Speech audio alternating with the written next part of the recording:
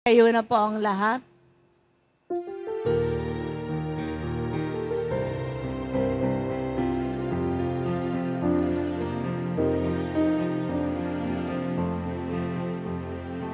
Viva pong Jesus Nazareno, awit at papuri, alay namin sa'yo, dinggin ng dalangin at pagsamo ng bayan mo.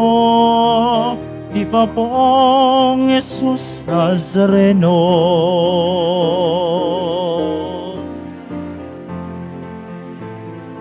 Tayo ngayon ay mag-ipon, sambahin ang poon. Magdibang tayo sa ating debosyon, purihin ang Panginoon. Viva po Jesus Nazareno, awit at papuri, alay namin sa'yo, dinggin ang dalangin at pagsamo ng bayan mo. Viva poong Jesus Nazareno.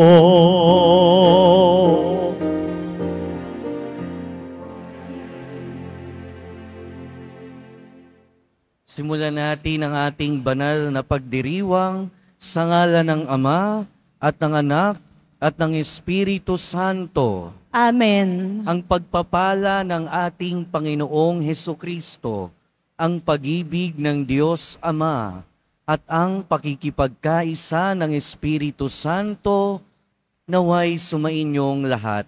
At sumaiyo rin. Mga kapatid, tinipon tayo bilang kaanib ng angkan ng Diyos. Kaya dumulog tayo sa mawaing Panginoon na nagpapatawad ng lubos. Sinugong tagapagpagaling sa mga nagsisisi, Panginoon, kaawaan mo kami. Panginoon, kaawaan mo kami. Dumating na tagapag-aniyayang mga makasalanan ay magsisi, Kristo, kaawaan mo kami. Kristo, kaawaan mo kami. Nakaluklok ka sa kanan ng Diyos Ama para ipamagitan kami. Panginoon, kaawaan mo kami. Panginoon, kaawaan mo kami. Kaawaan tayo na makapangyarihang Diyos, patawarin tayo sa ating mga kasalanan at patnubayan tayo sa buhay na walang hanggan. Amen. Manalangin tayo. Ama naming makapangyarihan, ginawa mong si Santa Rosa ay mag-alab sa iyong pag-ibig. Ano pat nilisan niya ang tanang bagay sa daigdig upang tanging para sa iyo makapamuhay ng may matinding pagtitiis na bukal sa kalooban.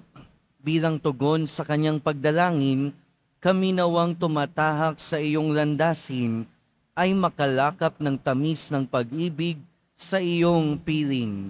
Sa pamamagitan ni Hesukristo, kasama ng Espiritu Santo, magpasawalang hanggan. Amen. Magsiupo muna po ang lahat.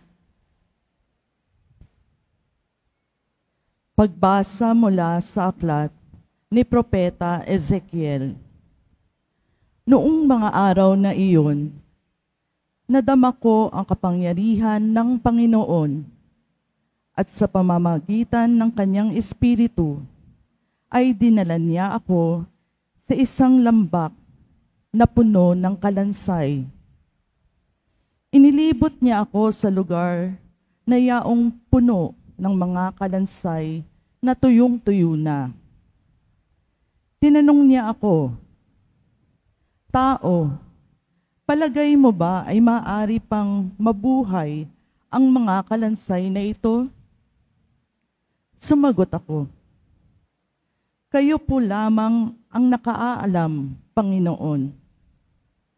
Sinabi niya sa akin, Magpahayag ka sa mga kalansay na ito.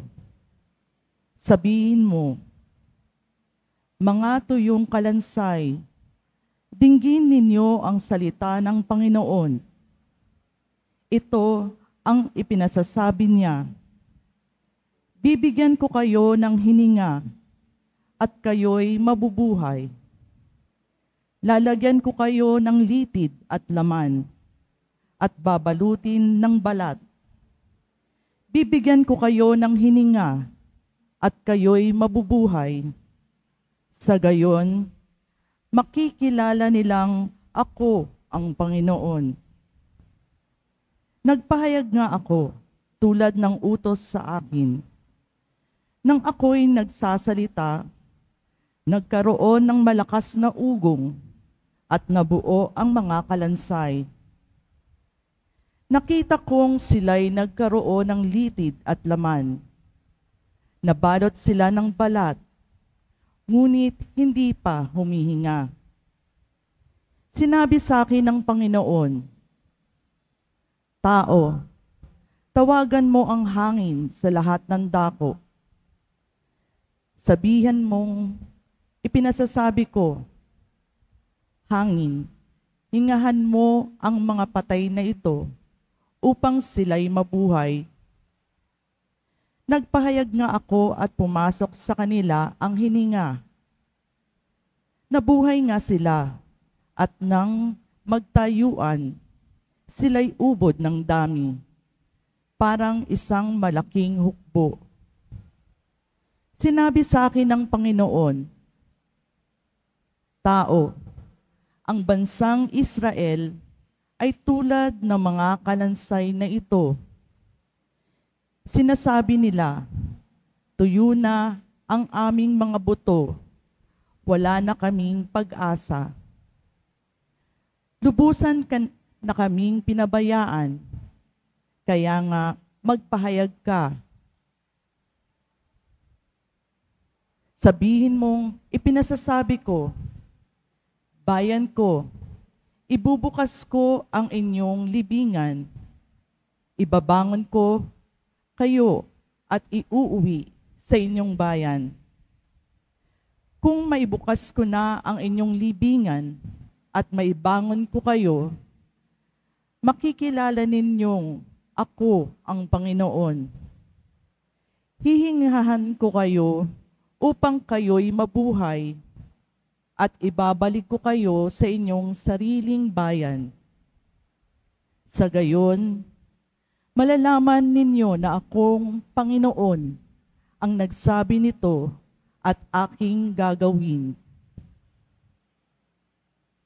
Ang salita ng Diyos. Salamat sa Diyos.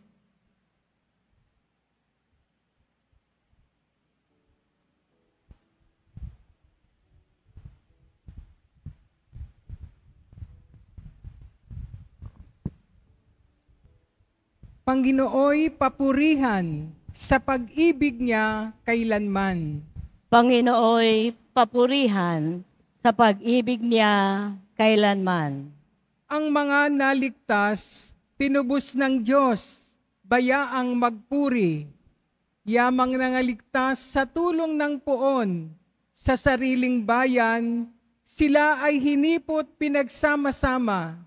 Silang at kanluran, timog at hilaga ay doon kinuha. Panginooy papurihan sa pag-ibig niya kailanman. Mayroong naglumagak sa ilang nadako at doon nanahan, sapagkat sa lungsod ay wala ng lugar silang matirahan. Wala nang makain, kaya't nangagutom na uhaw na lubha. Ang katawan nila ay naging lupaypay, labis na nanghina. Panginooy papurihan sa pag-ibig niya kailanman. Nang sila'y magipit sa Panginoong Diyos, sila ay tumawag. At dininig naman sa gipit na lagay, sila'y iniligtas. Iniyalis sila sa lugar na iyon at pinatnubayan. Tuwirang dinala sa payapang lungsod at doon tumahan. Panginooy papurihan sa pag-ibig niya kailanman. Kaya dapat namang sa Panginoong Diyos ay magpasalamat dahil sa pag-ibig at kahanga-hanga niyang pagliligtas. Yaong nauuhaw ay pinaiinom upang masiyahan.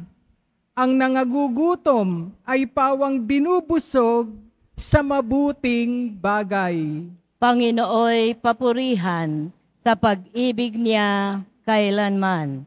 Magsitayo na po ang lahat.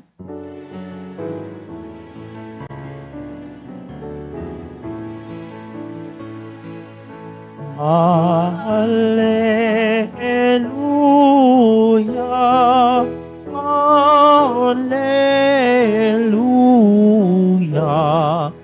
alleluia, alleluia.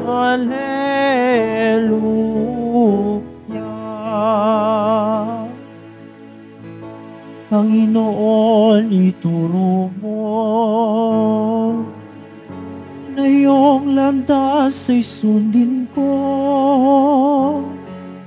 sa pagtahak sa totoo. Alleluia, alleluia, alleluia,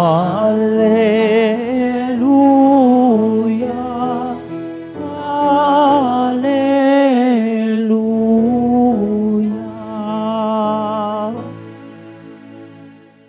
Sumainyo ang Panginoon. At sumaiyo rin. Ang mabuting balita ng Panginoon ayon kay San Mateo. Papuri sa iyo, Panginoon. Noong panahong iyon, nagtipon-tipon ang mga Pariseo nang mabalitaan nilang napatahimik ni Jesus ang mga Saduceo. At isa sa kanila, isang dalubhasa sa kautusan, ang nagtanong kay Jesus upang subukin ito. Guro, alin po ang pinakamahalagang utos sa kautusan? Sumagot si Jesus, ibigin mo ang Panginoon mong Diyos ng buong puso, ng buong kaluluwa, at ng buong pag-iisip. Ito ang pinakamahalagang utos. Ito naman ang pangalawa, ibigin mo ang iyong kapwa gaya ng iyong sarili. Sa dalawang utos na ito nakasalalay ang buong kautusan ni Moises at ang turo ng mga propeta. Mga kapatid, ang mabuting balita ng Panginoon. Pinupuri ka namin, Panginoong Heso Kristo. Magsayo po muna po ang lahat. Magandang umaga po sa inyong lahat. At sa mga nasa loob at labas ng simbahan, sa mga sumusubaybay sa atin online, welcome po sa Minor Basilica and National Shrine of Jesus Nazareno. At mga kadeboto, ngayon ay Biyernes, Quiapo Day, kaya araw ng ating pagdedebosyon sa ating mahal na Senyor, Jesus Nazareno. Kaya bigyan natin siya ng papuri.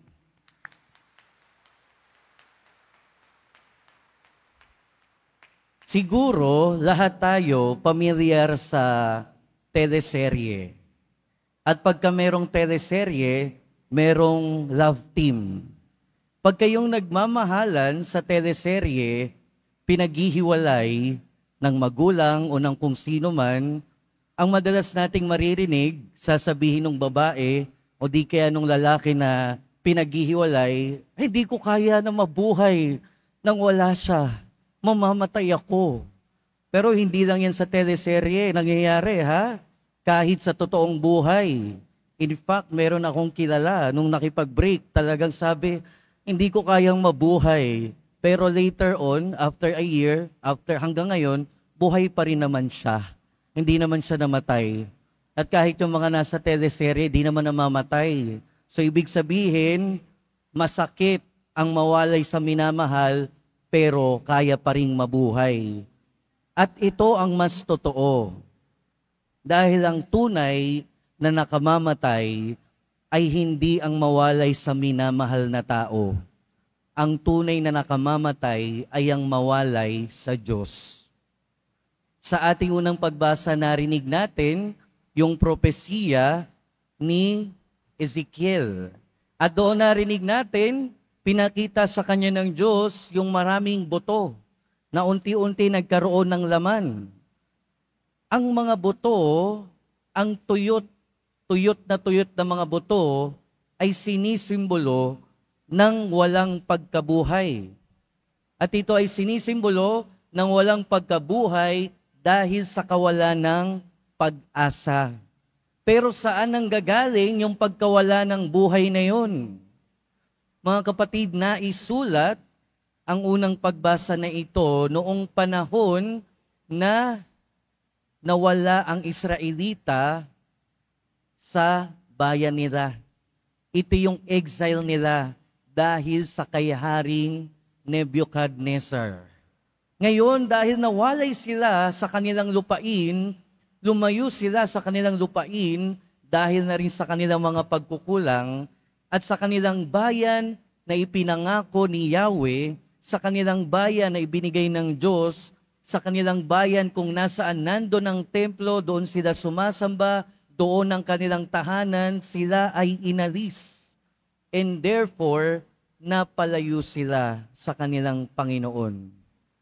Napalayo sila sa kanilang tahanan. At dahil doon, para silang mga patay, para silang mga kalansay na tuyot at wala nang kabuhay-buhay. At dahil dito, masasabi talaga natin na ang mawalay sa Diyos at mawala ng pag-asa ay tulad na rin ng kamatayan. Tulad na rin ng kawalan ng buhay.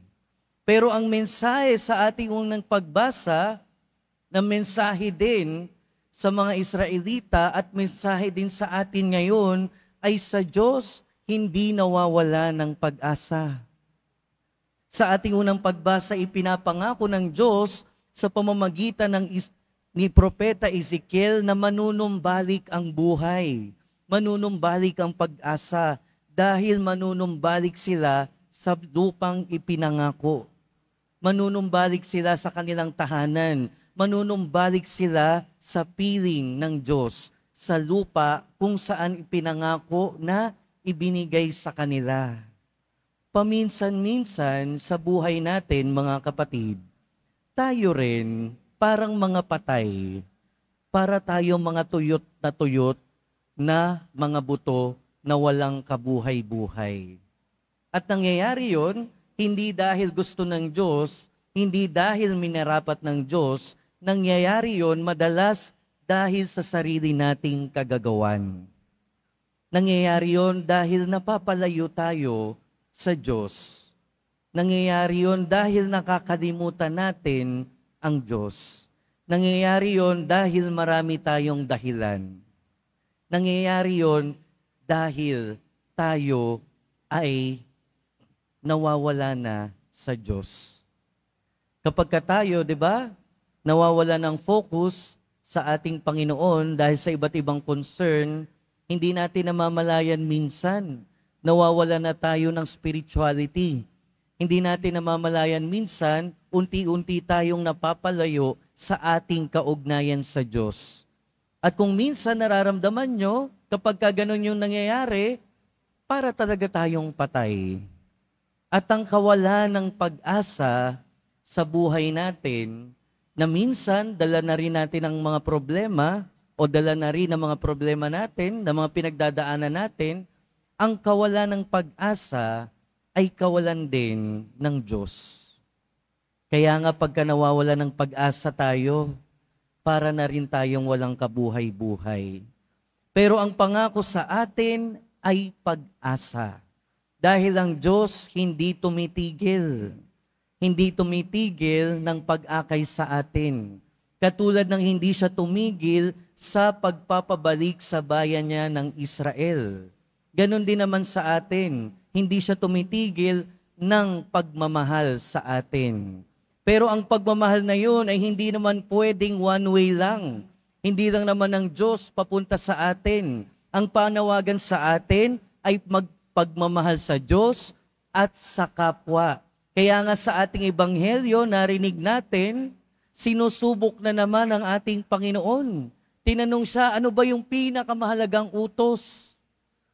Pag sinabi nating utos, sa konteksto ng mga Hudyo, napakarami nilang utos, 600 plus. Pero tinanong siya, tinanong ang ating Panginoon, dahil sinusubukan siya sa dinami-dami ng mga utos, ano kaya doon yung pinakamahalaga? At alam na rin natin kung ano yung sagot ng ating Panginoon. Mahalin mo ang Diyos ng higit sa lahat at mahalin mo ang iyong kapwa ng gaya ng iyong sarili. Simpleng-simple, basic na basic.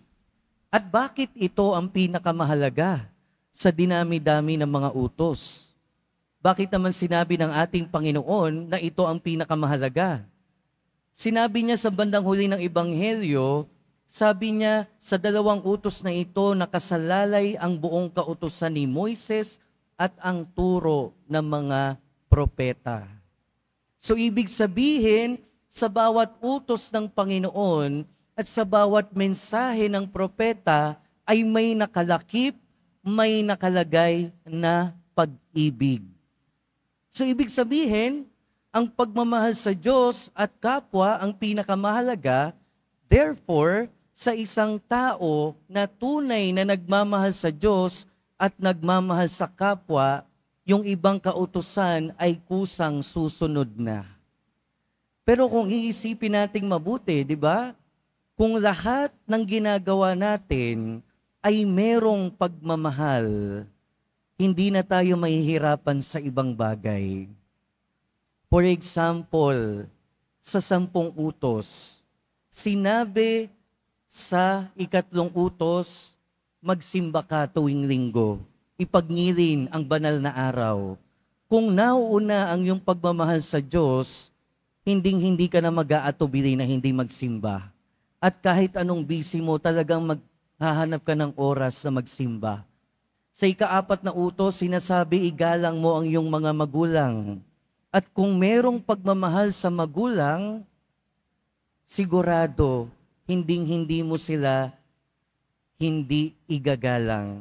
Siguradong nando ng paggalang kung may pagmamahal sa magulang. Sinabi din sa kautusan, huwag kang magnanakaw. At kung meron kang pagmamahal sa iyong kapwa, hindi mo siya pagnanakawan. Sinabi sa kautusan, huwag kang papatay. At kung merong pagmamahal, hindi ka papatay. Sinabi din, huwag kang magsisinungaling, pero kung nauuna yung pagmamahal, hindi mo pagsisinungalingan yung taong minamahal mo.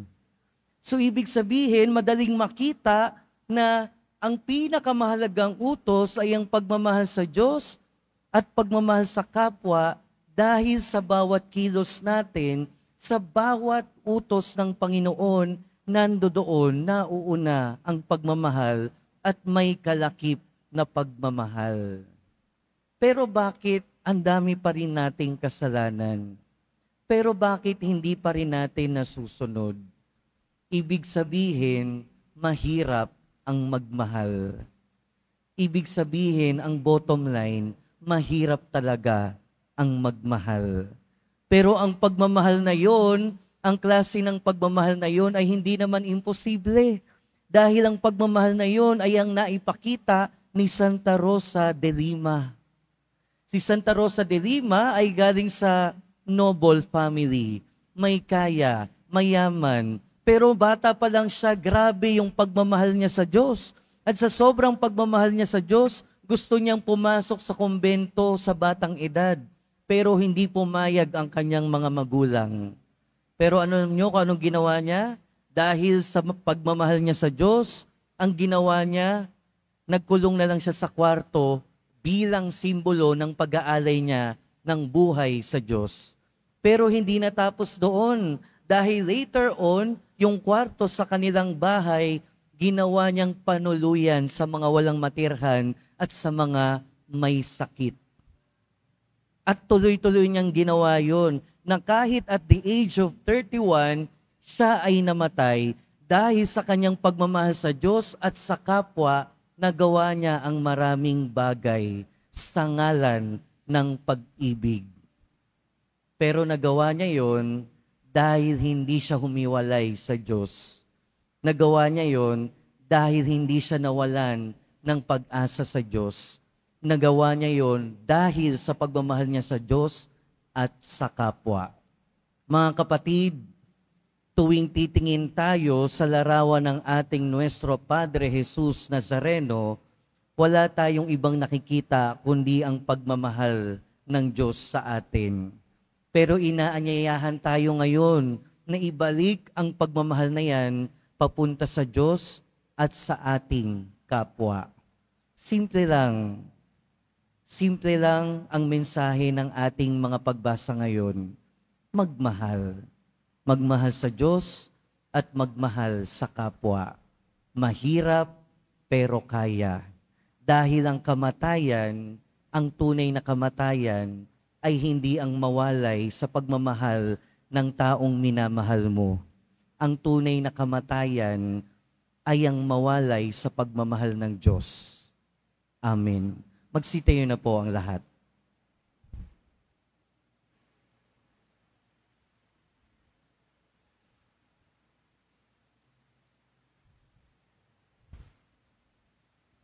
Minamahal kong mga kapatid, ihayag natin ang ating pag-ibig sa Panginoong Diyos ng buong puso, kaluluwa, isip at lakas.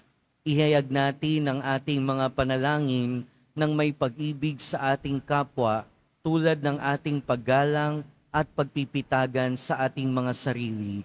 At sa bawat panalangin, Panginoon, umunlad nawa kami sa iyong pag-ibig.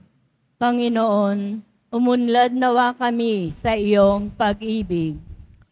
Ang simbahan sa pamamagitan ng kanyang mga pinuno, naway umakay na mga sumasampalataya sa mas malalim na kaalaman at pag-ibig ng Diyos.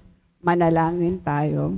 Panginoon, umunlad nawa kami sa iyong pag-ibig. Ang mga namumuno sa atin, naway gawing gaway ang pagsunod sa batas ng Diyos. Manalangin tayo. Panginoon, umunlad nawa kami sa iyong pag-ibig.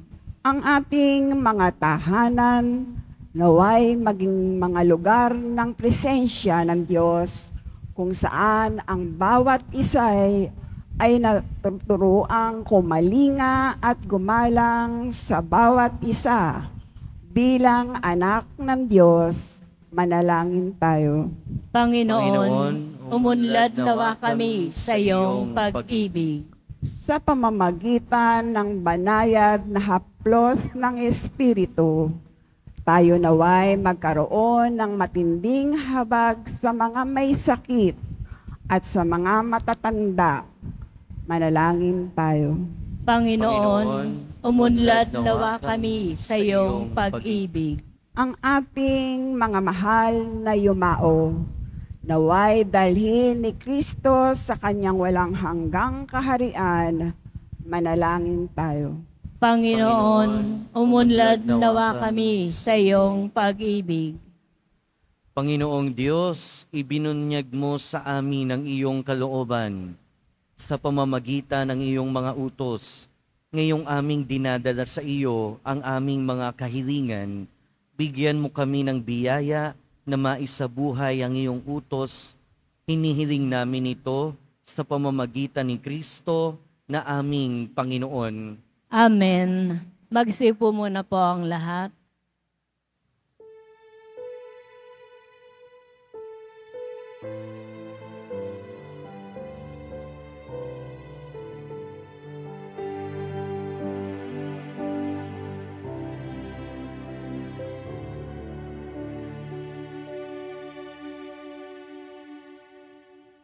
Jesus Nazareno, alak at tinapay sa tanan ay nagbibigay buhay, biyayang kaloob mo'y aming inaalay, aming hiling pagpapalat, buhay na dalisay.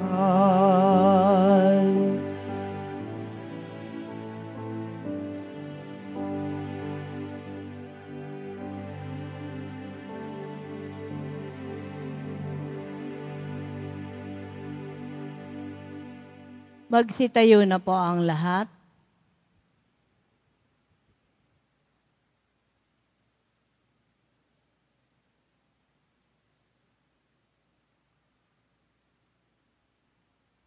Manalangin kayo mga kapatid upang ang paghahain natin ay kalugdan ng Diyos amang makapangyarihan. Tanggapin nawa ng Panginoon itong paghahain sa iyong mga kamay, sa kapurihan niya at karangalan, sa ating kapakinabangan at sa buong sambayanan niyang banal.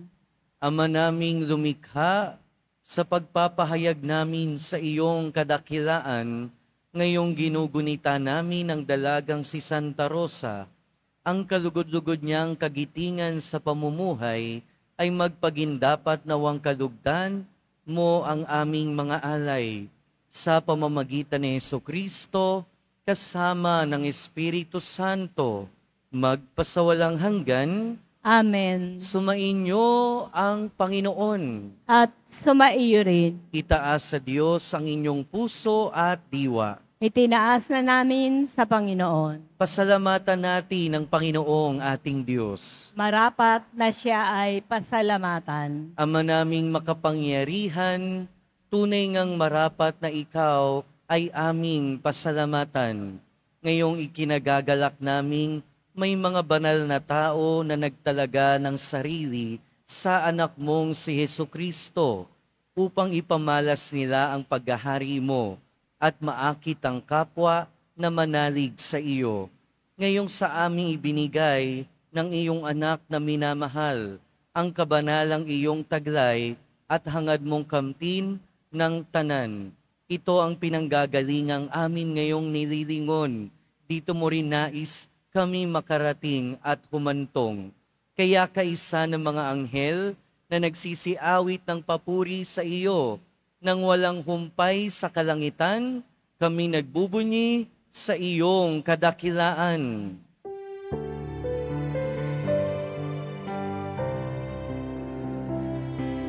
Santo, Santo, Santo, Panginoong Diyos ng mga hukbo, napupuno ang langit at lupa ng kadakilaan mo.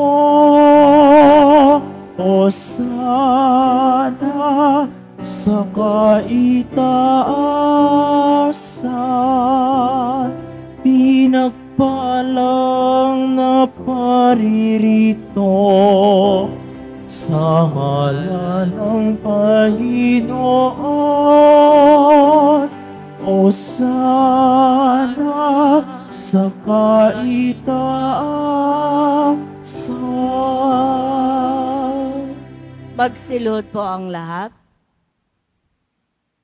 Ama naming banal, ikaw ang bukal ng tanang kabanalan. Kaya't sa pamamagitan ng iyong Espiritu, gawin mong banal ang mga kaloob na ito upang para sa aming maging katawan at dugo ng aming Panginoong Hesukristo. Bago niya pinagtiis ang kusang loob na maging handog, hinawakan niya ang tinapay, pinasalamatan kanya, pinaghati-hati niya iyon, iniabot sa kanyang mga alagad at sinabi, "Tanggapin ninyong lahat ito at kanin. Ito ang aking katawan na ihahandog para sa inyo."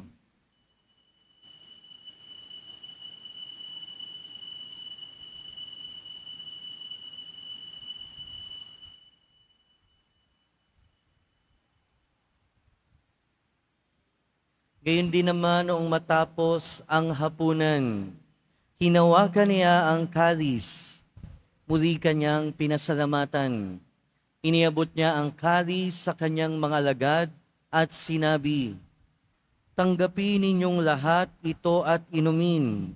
Ito ang kalis ng aking dugo, ng bago at walang hanggang tipan. Ang aking dugo na ibubuhos para sa inyo at para sa lahat, sa ikapagpapatawad ng mga kasalanan. Gawin ninyo ito sa pag-alala sa akin."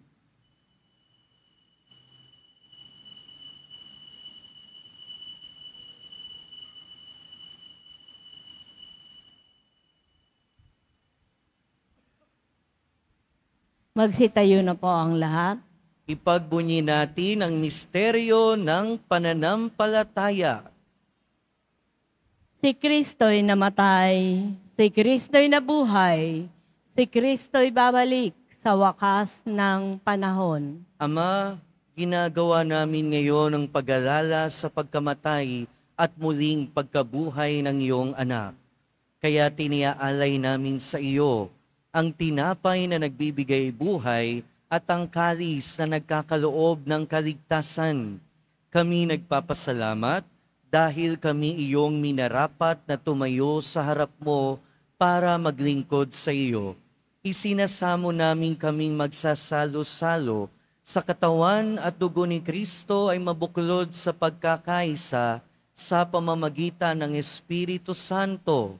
Ama, lingapin mo ang iyong simbahang laganap sa buong daigdig. Puspusin mo kami sa pag-ibig kay San Francisco na aming Santo Papa at ni Jose na aming Obispo at ng Tanang Kaparian. Alalahanin mo rin ang mga kapatid naming nahimlay nang may pag-asang sila'y muling mabubuhay, gayon din ang lahat ng mga pumanaw. Kaawaan mo sila at patuloyin sa iyong kaliwanagan. Kaawaan mo at pagindapating kaming lahat na makasalo sa iyong buhay na walang wakas. Kaysa ng mahal na Birheng Maria na Ina ng Diyos, ng kabiyak ng puso niya si San Jose, kaysa ng mga apostol ni San Juan Bautista at ng lahat ng mga banal na namuhay dito sa daigdig ng kalugod-lugod sa iyo. Maipagdiwang nawa namin ang pagpupuri sa ikararangal mo sa pamamagitan ng iyong anak na aming Panginoong Hesukristo. Sa pamamagitan ni Kristo, kasama niya at sa Kaniya, ang lahat ng parangal at papuri ay sa iyo, Diyos amang makapangyarihan, kasama ng Espiritu Santo, magpasawalang hanggan.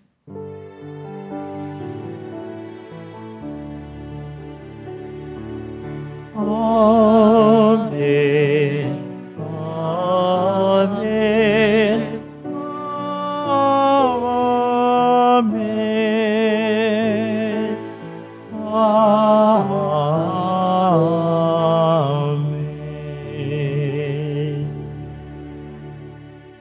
Sa tagubilin ng mga nakagagaling na utos at turo ni Jesus na Panginoon natin at Diyos, ipahayag natin ng lakas loob.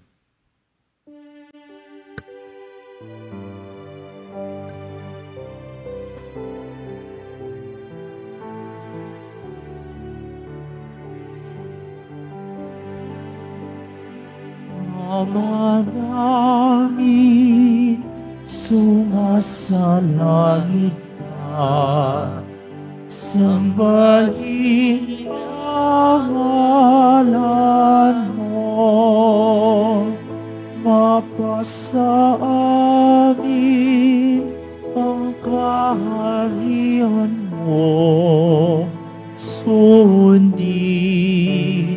ang loob mo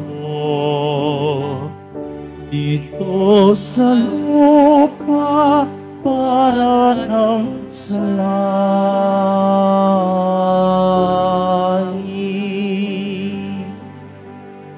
Bigyan mo kami ngayon ang aming kakanin sa araw-araw at patawarin mo kami sa aming mga sala. Panganak pagpapatawad namin sa nagkakasala sa amin. At huwag mo kaming ipahintulot sa tukso at yadya mo kami sa lahat ng sama.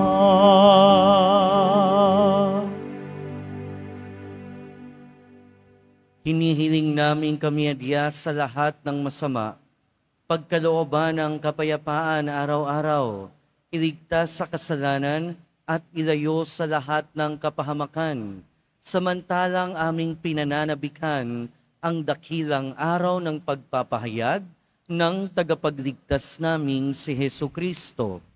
Sapagkat iyo ang kaharian, at ang kapangyarihan, at ang kapurihan, magpakailanman.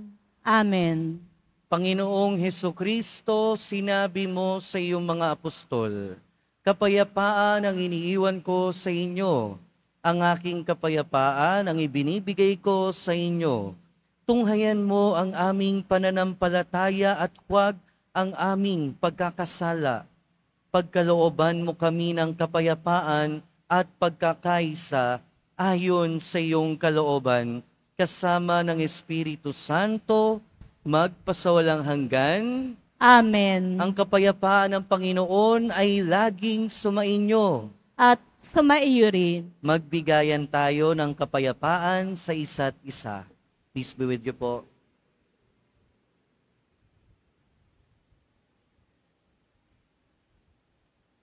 Kordero ng Diyos na nag-aalis ng mga kasalanan ng sanlibutan, maawa ka sa amin. Kordero ng Diyos na nag-aalis ng mga kasalanan ng sanlibutan, maawa ka sa amin. Kordero ng Diyos na nag-aalis ng mga kasalanan ng sanlibutan, pagkaloob mo sa amin ang kapayapaan. Magsiluhod po ang lahat.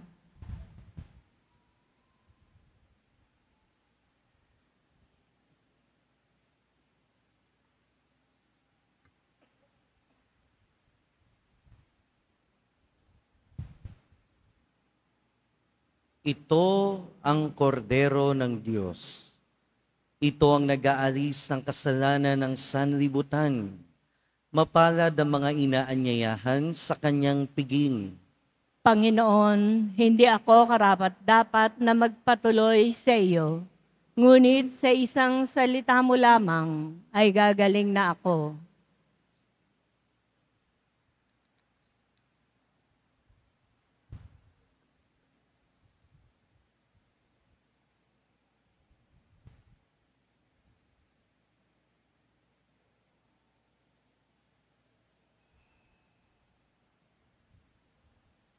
Para po sa lahat ng tatanggap ng banal na komunyon, sasagot po tayo ng amen.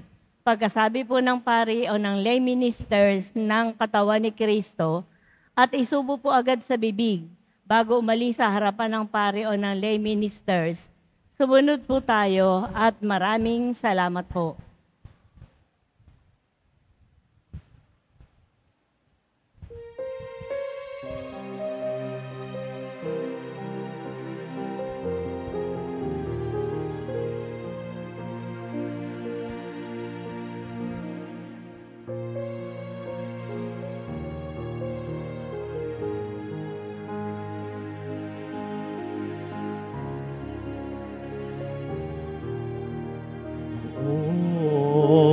Jesus Nazareno, salamat po sa pag-ibig mo.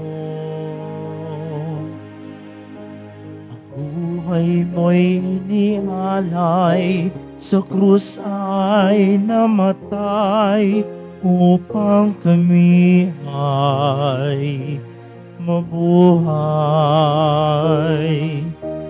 Poong Jesus Nazareno, patawad po sa mga kasalanan ko. Mabuhay ko'y iaalay, ang lahat ay ibibigay. Puso ko'y sa iyo lamang habang buhay. Poong Jesus Nazareno, kay buti mo. Sa hirap at dusa, ika'y kasama mo. Ang samo ko, dasal sana'y pakinggan mo. Nang mapawi ng mga paghihirap ko. Poong Jesus Nazareno, salamat po. Ang iyong pagmamalay na darama ko. Ngayon at magpakailanman, ika'y pupurihin ko. Mahal na Poong Jesus Nazareno.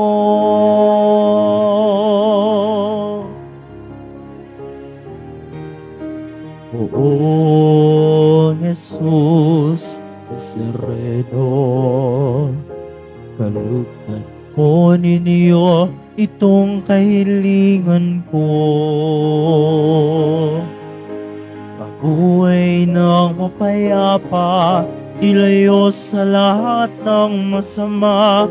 Kaawaan niyo po kami umasa. O Jesus Nazareno, patuloy niyo po tawat kabayan ako. Iligtas sa kapahamakan at tiyak na kamatayan. Huwag po ninyo kami pababayaan. Poong Jesus Nazareno, kay buti mo. Sa hirap at dusa, ika'y kasama ko. Ang samo ko't dasal sana'y pakinggan mo. Nang mapawi ng mga paghihirap ko. Poong Jesus Nazareno, kay buti mo. Ang iyong pagmamalay na darama ko. Ngayon at magpakailanman, ika'y pupurihin ko. Mahal na Poong Jesus Nazareno.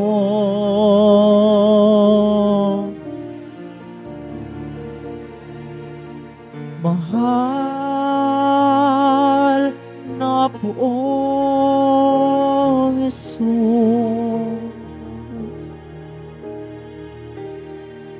Nazareno.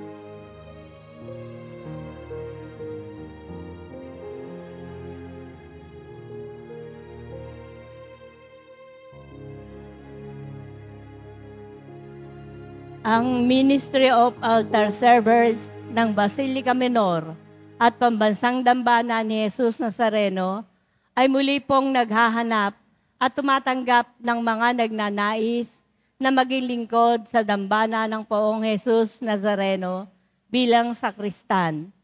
Inaanyayahan po namin ang mga kalalakihan na may edad 10 hanggang 21 taong gulang na lumahok po sa aming training program. At para po sa mga nagnanais na lumahok, maaari pong bisitahin at i-message ang Facebook page ng Ministry of Altar Servers, Quiapo Church. Mga paalala po sa mga nagsisimba, pagkatapos po ng misa, wiwisikan po ang lahat ng banal na tubig. Pinakikiusapan po ang lahat na manatili lamang muna sa inyong mga lugar. At tanging sa Quezon Boulevard o sa Plaza San Juan lamang po ang labasan ng lahat. Sumunod po tayo. Maraming salamat po sa inyong pagdalaw at pagsisimba sa Basilica Menor at Pambansang Dambana ni Jesus Nazareno. Magsitayo na po ang lahat. Manalangin tayo. Ama naming mapagmahal, sa pagsasalo namin ngayon sa banal na pakikinabang, matulungan nawa kami ng ulirang katapatan ni Santa Rosa upang tanging ikaw ang aming mahalin, habang inaako namin ang malasakit ni Hesukristo, kasama ng Espiritu Santo, magpasawalang hanggan. Amen. Sumainyo ang Panginoon.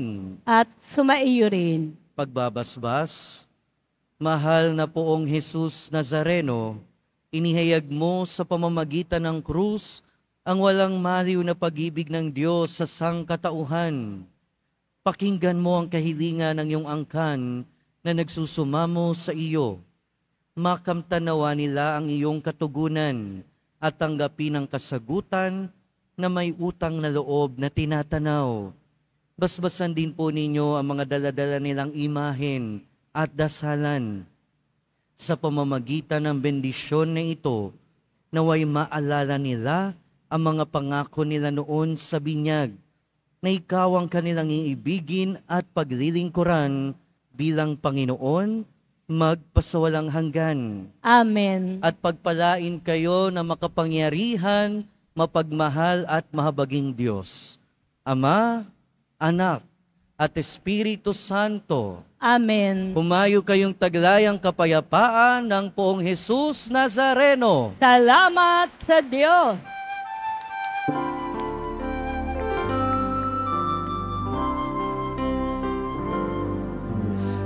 Padre Jesus Nazareno, sinasamba ka namin, pinipinto ka namin, aral mo aming buhay at kaligtasan. Padre Jesus Nazareno, iligtas mo kami sa kasalanan. Ang krus mong kinamatayan ay sagisag ng aming kaligtasan. Nuestro Padre Jesus Nazareno, dinarangal ka namin. Nuestro Padre Jesus Nazareno, dinulwalhati ka namin. Nuestro Padre Jesus Nazareno, dinarangal ka namin. Nuestro Padre Jesus Nazareno, dinulwalhati Kanta